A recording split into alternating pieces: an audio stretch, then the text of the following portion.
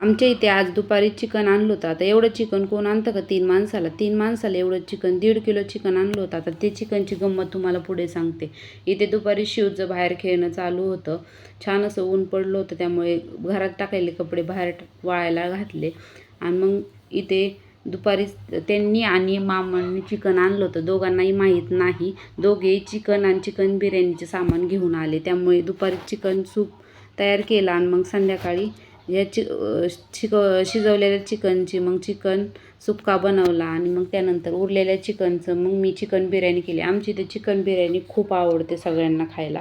मग इथे माझं चिकन सुक्का आणि चिकन बिर्याणी तयार झाली. मग न खाणाऱ्यासाठी मी इथे भाकरी केल्या ज्वारीच्या आणि मग मिरचीचा ठेचा बनवला.